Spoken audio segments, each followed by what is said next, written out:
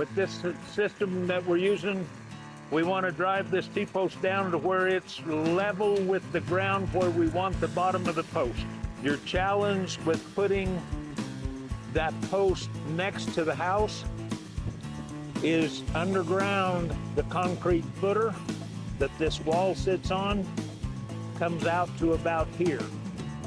So you've got to be out a little farther to be able to get past the footer and get down the depth that you need. One of the awesome parts of our system of doing it, this steel does not need to be exactly straight, because we can straighten it out as we get down there.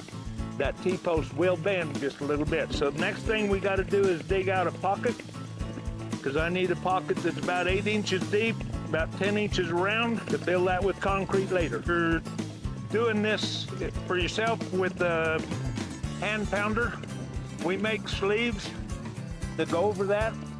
And then that way your post pounder will continue to drive it down, because we need that all the way down to ground level.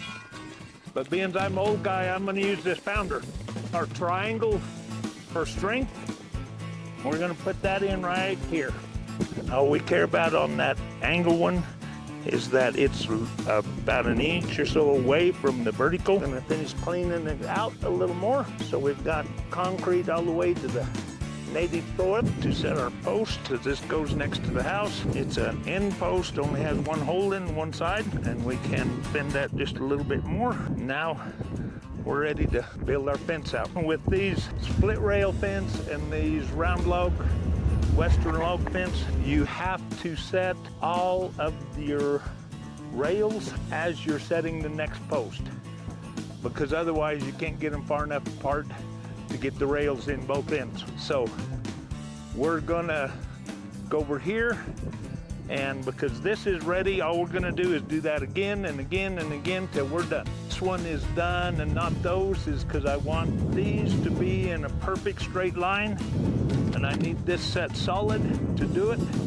and I also need this set solid before I start taking the other fence that direction. Now we're gonna brace one of these up so that we can pour the base in concrete. I'm gonna want this below that rail, so we're gonna go to about here. Now, if it wasn't such a windy day, I'd have a string from corner to corner so that I can line up to that string. The one brace is all we're gonna need, because I don't need to brace it back from the other side. So now if I want that to brace a little bit more, if I need to do that someplace and I haven't poured yet, then we'll go from the top of that post to the bottom of this post and wrap this bottom end of that strap right at this level, and then that way it's out of the way of the concrete, and I can go ahead and pour and then take the strap off when it's all dry.